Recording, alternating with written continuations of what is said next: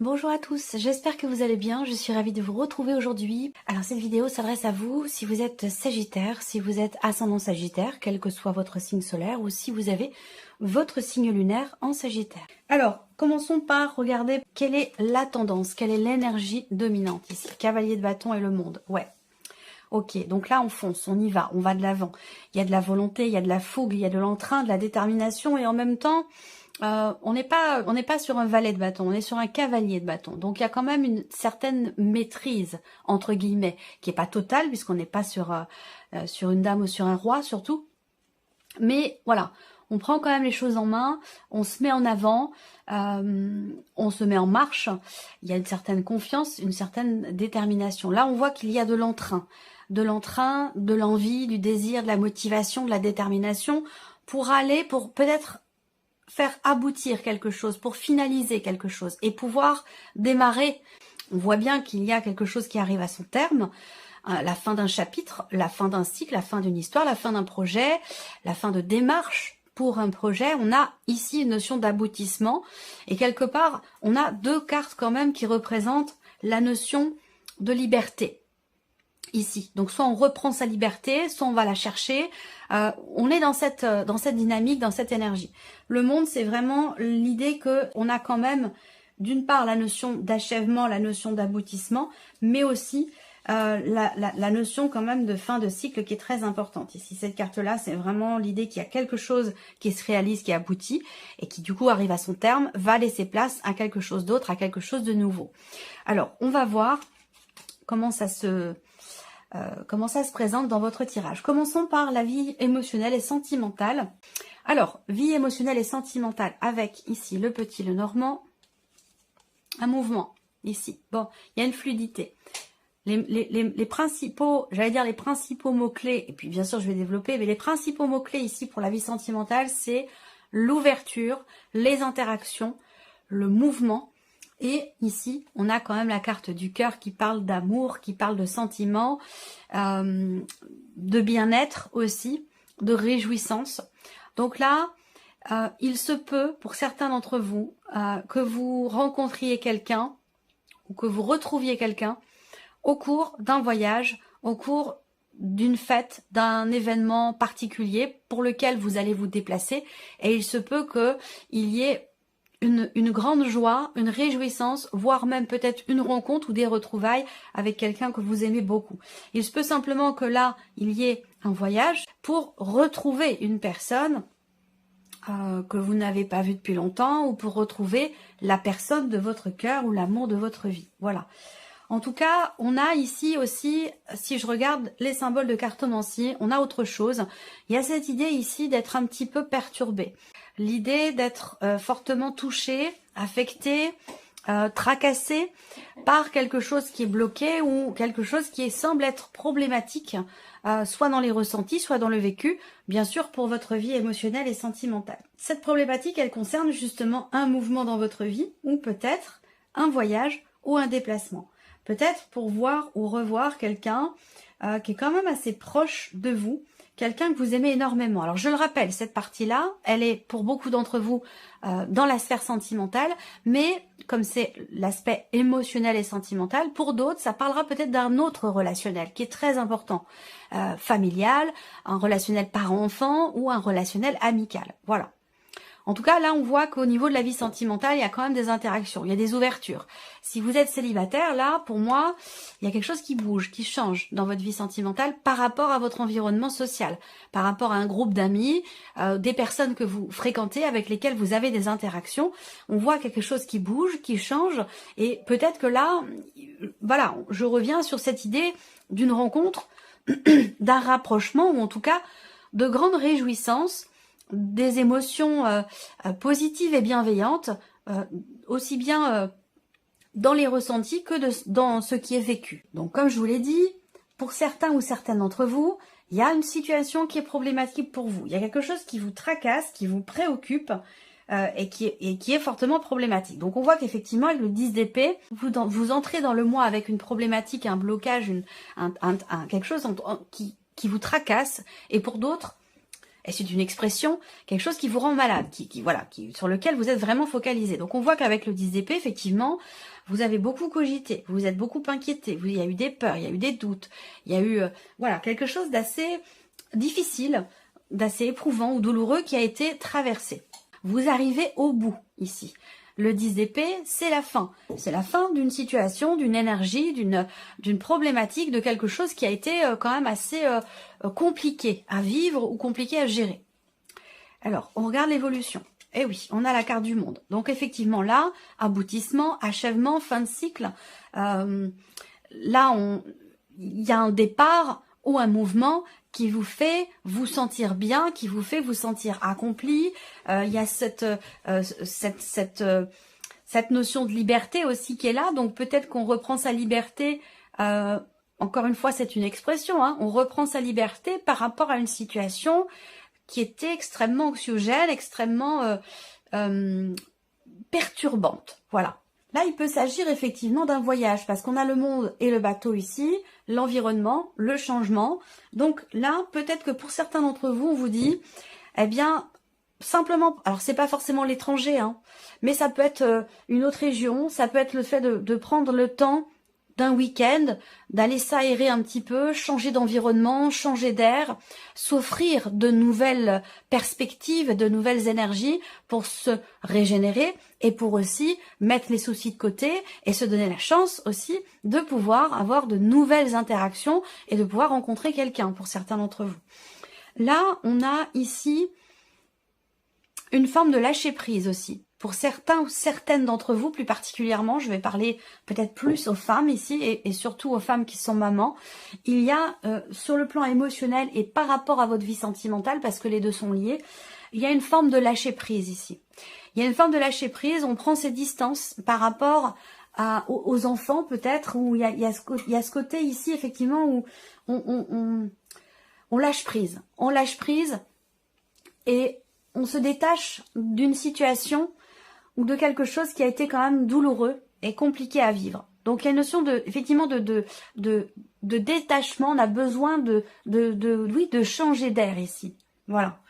Et ça va apporter quand même quelque part une forme d'équilibre sur le plan émotionnel. Ça va faire du bien. Et ça peut faire du bien aussi à votre vie sentimentale, à vous en tant que femme. Vous voyez, prise de distance et lâcher prise en tant que mère pour l'équilibre, l'épanouissement de votre condition de femme dans votre vie sentimentale. Voilà, comme ça que je perçois les choses. Alors, je continue. Vie active et professionnelle ici, donc vos activités, votre travail, vos recherches d'emploi, votre formation, tout ce qui est en lien en fait avec vos activités ou en lien avec votre vie professionnelle. Alors, dans le cadre pro, on voit qu'il y a un relationnel qui est compliqué, voire même pénible, ici. Une difficulté qui est rencontrée dans un relationnel avec une personne qui fait partie de votre entourage professionnel ou avec une personne qui s'occupe de votre situation ou de votre dossier. Là, on a quelque chose qui prend fin, ici. Hein. On a la fin d'une relation, la fin de quelque chose. Il se peut également que vous soyez ce mois-ci en difficulté, professionnellement parlant. Pourquoi ? Parce que votre associé, votre collègue de travail, la personne avec qui vous bossez en binôme, elle va se mettre en arrêt maladie, est en burn-out ou quelque chose comme ça. Et donc, finalement, peut-être que la charge de travail vous revient. Ça, c'est possible également. On peut parler effectivement de cette énergie-là ici au niveau professionnel. Ce que je peux voir aussi là, sur la sphère pro, c'est qu'il y a, dans un premier temps, on me parle de propositions. On me parle également de projets. Et que par rapport à ça, il y a des choses qui sont bloquées. Voilà. On va parler de blocage, on va parler de retard. Après, on a quand même ici, toujours avec les symboles de cartomancie, tout ce qui est en rapport avec des propositions, en rapport avec des projets, effectivement quelque chose qui bloque. Et on peut vous dire ici que il va d'abord être question de régler les problématiques qui sont rencontrées, de débloquer ce qui semble être bloqué pour pouvoir continuer de faire évoluer un projet ou une proposition à un moment donné qui est faite. Je ne sais pas si c'est vous qui faites une proposition ou quelqu'un qui est en face de vous, mais on va parler ici quand même d'avoir à régler finalement ce qui est à l'origine des retards ou des blocages dans le cas de certains projets. Alors, on continue. Regardons avec le tarot, vie active et professionnelle. 6 de denier. Alors, il est question d'une aide financière. Il est question d'un soutien. Donc là, On peut parler effectivement, alors c'est peut-être pas forcément votre collègue, hein, ça peut être vous qui vous mettez en arrêt de travail, en arrêt maladie, parce que voilà, vous vivez quelque chose de trop difficile dans la sphère professionnelle et qui peut très bien être sur un plan relationnel, c'est possible. Donc là, on a une dimension financière ici, par rapport au travail, à la vie pro, où on parle ici d'une aide financière, d'un soutien. Donc il y a peut-être un projet où il est question de faire des démarches peut-être pour obtenir une aide ou un soutien financier, que ce soit dans le cadre d'un arrêt maladie ou que ce soit par rapport à un projet. Là, on a le 3 de coupe. Donc c'est intéressant parce que le 3 de coupe représente ici le fait que il y ait soit une bonne nouvelle, soit quelque chose qui met dans la joie. Par rapport peut-être à de l'argent, par rapport à du financier. On a une notion de réjouissance ici, par rapport au fait que quelque chose change fondamentalement, ou par rapport à une situation qui prend fin ou qui s'arrête ici. Il y a peut-être un événement ou une date importante, quelque chose qui fait que, ici avec le 3 de coupe, on est quand même dans la réjouissance. On va regarder la dernière carte ici, le cavalier de coupe. Ok. Cavalier de coupe ici, c'est une carte de mouvement. C'est une carte de mouvement, donc on va quelque part, on va dans quelque chose, on va vers quelque chose.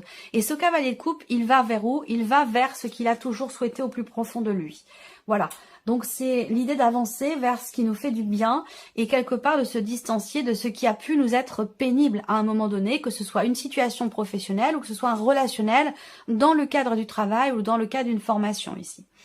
On va de l'avant, on va vers ce que notre cœur nous souffle quelque part. On suit ses émotions, ses ressentis, ses intuitions, et on va dans une direction qui, évidemment, potentiellement, nous fait du bien. Il y a vraiment ici quelque chose qui se remet en mouvement dans la sphère professionnelle.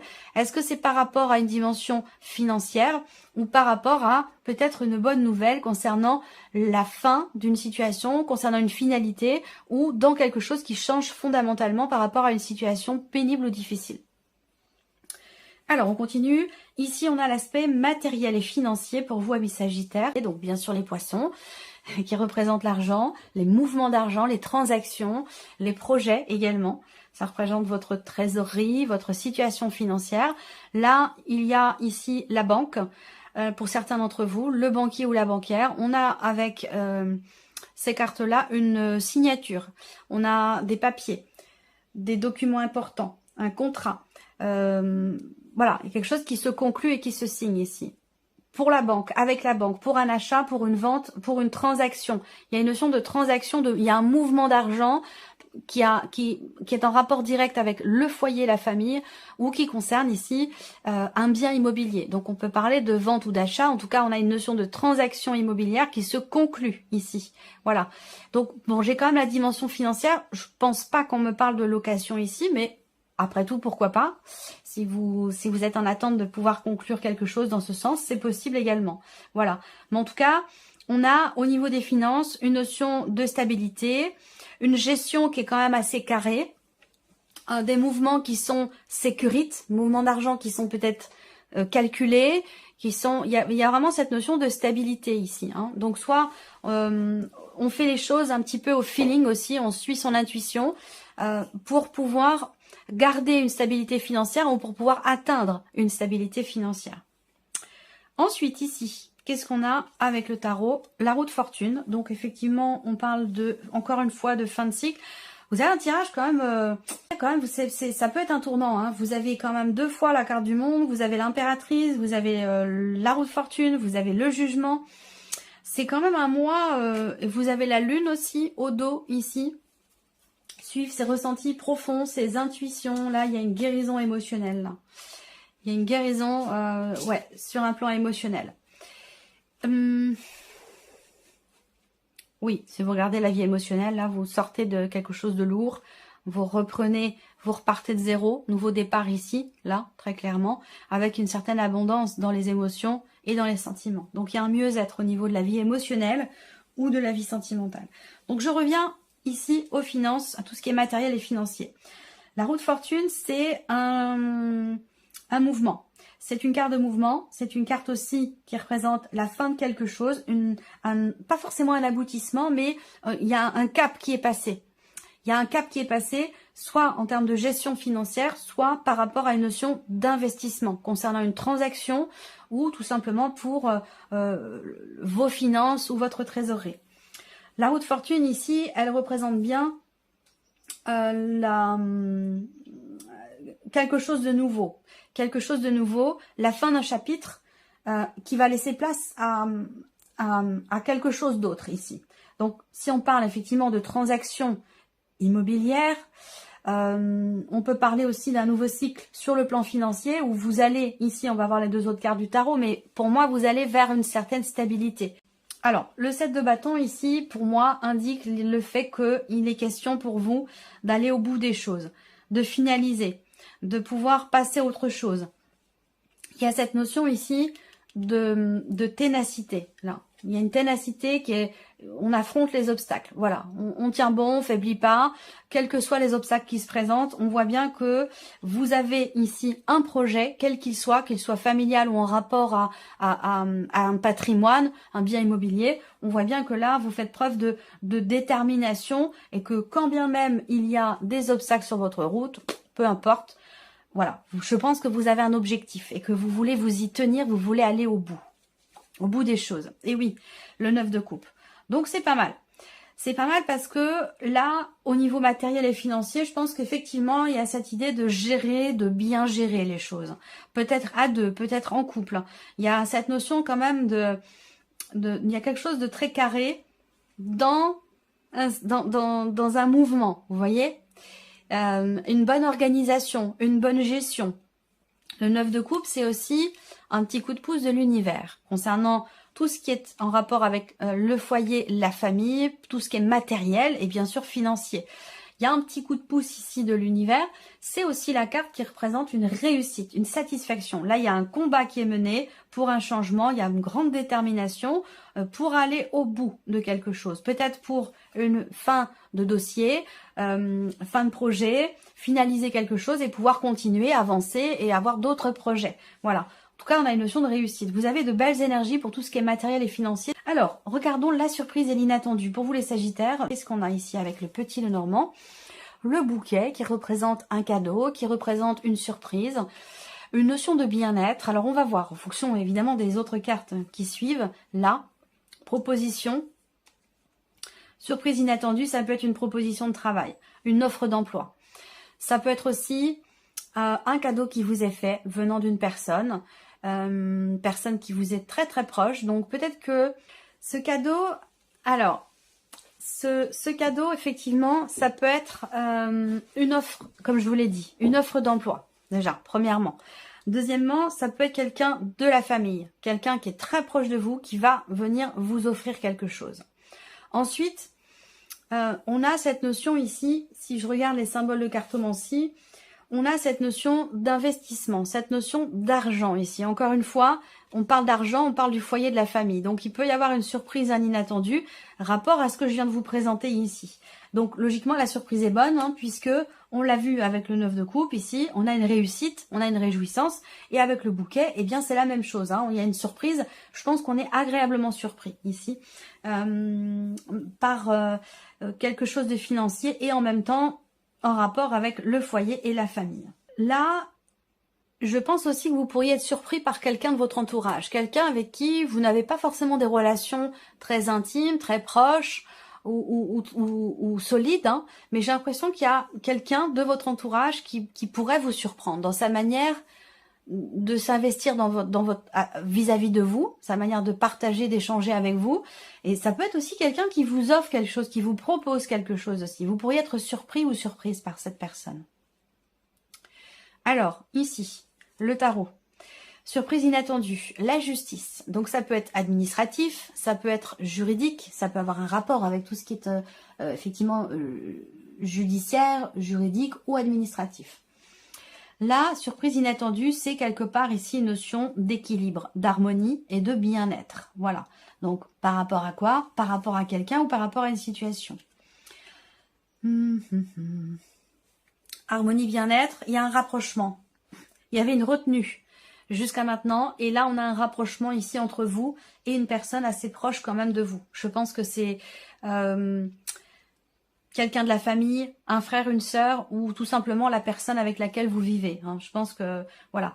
Il y a une évolution par rapport à une retenue qui était là dans cette relation. Effectivement, vous voyez la retenue, eh bien, vous voyez l'image ici de ce calme de denier, quelqu'un qui veut retenir quelque chose à tout prix.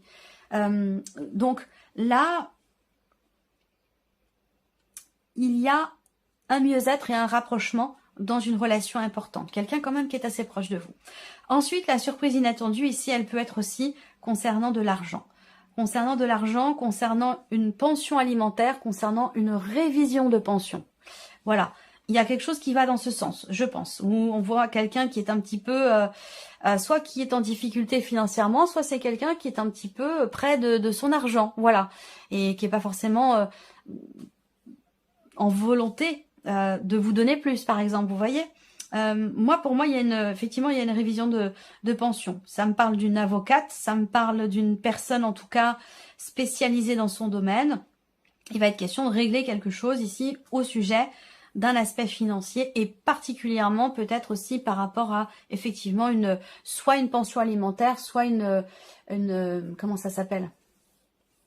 Une pension de réversion. Ça peut être aussi ça. Voilà pour vous, amis Sagittaires. J'espère que cette vidéo vous a plu, que ce tirage résonne en vous. Je vous remercie beaucoup de votre écoute, de votre présence, de votre fidélité pour beaucoup d'entre vous. Puis on se retrouve très bientôt pour les prochaines vidéos. Au revoir.